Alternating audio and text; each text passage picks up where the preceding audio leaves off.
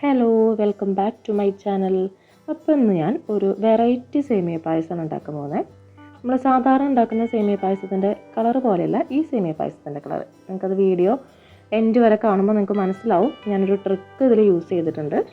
അപ്പോൾ നമുക്കിതിൻ്റെ റെസിപ്പി നോക്കാം. അപ്പോൾ ഞാനിവിടെ റോസ്റ്റഡ് സേമിയ അല്ല എടുത്തിരിക്കുന്നത്. അതുകൊണ്ട് ഞാൻ കുറച്ച് നെയ്യിൽ നമ്മുടെ ഈ സേമിയ നന്നായിട്ടൊന്ന് ഫ്രൈ ചെയ്തെടുത്തിട്ടുണ്ട്. ഏകദേശം ഈ ഒരു ബ്രൗൺ കളറാകുമ്പോൾ ഇത് പാകമായി, ഇത് ഫ്രൈ ആയിട്ടുണ്ട് നന്നായിട്ട്. അപ്പോൾ ഞാനിതിലേക്ക് ഒരു 1/2 ലിറ്റർ പാല്, ഒരു കുറച്ച് വെള്ളം കൂടെ ചേർത്ത് മിക്സ് ചെയ്ത് വെച്ചേക്കുന്ന പാല് ഇതിലേക്ക് ആഡ് ചെയ്ത് കൊടുത്തു. ഇനി നമുക്ക് സേമിയ നല്ലപോലെ വേവുന്ന വരെ നന്നായിട്ടൊന്ന് ഇളക്കി കൊടുത്തുകൊണ്ടിരിക്കാം.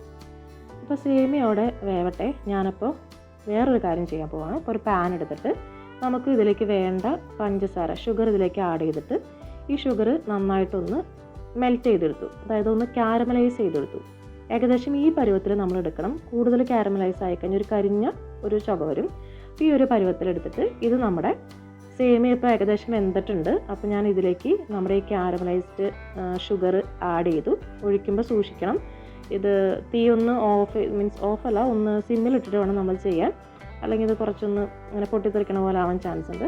ഇത് ആഡ് ചെയ്തു. ഇപ്പോൾ തന്നെ നമ്മുടെ പായസത്തിൻ്റെ കളർ കണ്ടോ, നന്നായിട്ടൊരു ബ്രൗൺ ഷെയ്ഡായിട്ടുണ്ട്.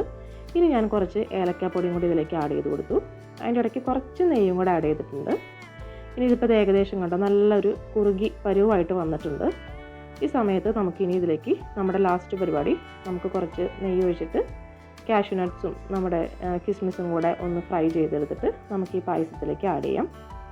അപ്പോൾ നിങ്ങൾ പായസത്തിൻ്റെ കളർ കണ്ടല്ലോ, നല്ലൊരു ബ്രൗൺ കളറായിട്ടുണ്ട്. നമ്മുടെ ശർക്കര പായസത്തിൻ്റെ കളറായിട്ടുണ്ട് നമ്മുടെ സേമിയ പായസത്തിന്. നല്ല ടേസ്റ്റ് ഉണ്ട് കേട്ടോ.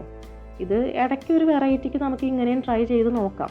അപ്പോൾ ഞാനിതിപ്പോൾ ആഡ് ചെയ്തു. ഇതും നമ്മുടെ നട്ട്സും കിസ്മിസും കൂടെ ഇതിലേക്ക് ആഡ് ചെയ്ത് കൊടുത്തു. നല്ല കുറുകി നല്ല ടേസ്റ്റ് ആയിട്ടുള്ള നമ്മുടെ ഒരു വെറൈറ്റി സേമിയ പായസം ഇവിടെ റെഡി ആയിട്ടുണ്ട്. അപ്പോൾ നിങ്ങളെല്ലാവരും ഇതുപോലെയൊക്കെ ഒന്ന് ട്രൈ ചെയ്ത് നോക്കാം. നമ്മളെപ്പോഴും വൈറ്റ് കളർ സേമിയ പായസം അല്ലേ കുടിക്കുന്നത്. അപ്പോൾ നമുക്ക് ഇടയ്ക്ക് ഒരു വെറൈറ്റിക്ക് ഇതുപോലെ ബ്രൗൺ കളറായിട്ടുള്ള സേമിയ പായസം കൂടി നമുക്ക് ട്രൈ ചെയ്യാം. അപ്പോൾ നിങ്ങളെല്ലാവരും ഇതുപോലെ ഒന്ന് ട്രൈ ചെയ്ത് നോക്കൂ. ഇപ്പോൾ ഞാനിവിടെ ഒരു പ്ലേറ്റ് എടുത്തിട്ട് കുറച്ച് സേമിയ പായസം അതിലേക്ക് അങ്ങോട്ട് ഒഴിച്ചു. എന്നിട്ട് ഇവിടെ കണ്ടോ പപ്പടവും പഴവും ഒക്കെ വെച്ചിട്ടുണ്ട്. അപ്പോൾ ഈ സേമിയ പായസത്തിലേക്ക് ഒരു പഴവും ചേർത്ത് ഒരു പപ്പടം കൂടെ കൂട്ടി കുഴച്ച് നല്ലപോലെ ഒന്ന് നിങ്ങൾ അങ്ങനെ കഴിച്ചു നോക്കുക. നല്ല ടേസ്റ്റാണ്. നമ്മുടെ വൈറ്റ് സേമിയ പായസത്തിൻ്റെ പോലെ തന്നെയാണ് കേട്ടോ. അതിനേക്കാളും കുറച്ചും കൂടി ടേസ്റ്റ് കൂടുതലുണ്ടെങ്കിലേ ഉള്ളൂ. എനിക്ക് ഈ ഒരു സേമിയ പായസമാണ് കുറച്ചും കൂടി ഇഷ്ടപ്പെട്ടത് വൈറ്റിനേക്കാളും. കാണാനും ഒരു ലുക്കുണ്ട്, അതുപോലെ തന്നെ നല്ല ടേസ്റ്റും ഉണ്ട്. അപ്പോൾ നിങ്ങളെല്ലാവരും ഇത് ഈ റെസിപ്പി ഒന്ന് ട്രൈ ചെയ്ത് നോക്കുക. ഇങ്ങനെ കഴിച്ച് നോക്കുക. ഇങ്ങനെ കഴിക്കാത്തവരുണ്ടെങ്കിൽ ഇങ്ങനെയും കൂടി ഒന്ന് കഴിച്ച് നോക്കുക. നല്ല ടേസ്റ്റ് ഉണ്ട്.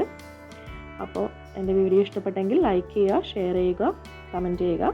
നിങ്ങളിതുപോലെ ട്രൈ ചെയ്യുക. അപ്പോൾ വീണ്ടും അടുത്തൊരു നല്ല റെസിപ്പിയുമായിട്ട് നമുക്ക് വീണ്ടും കാണാം.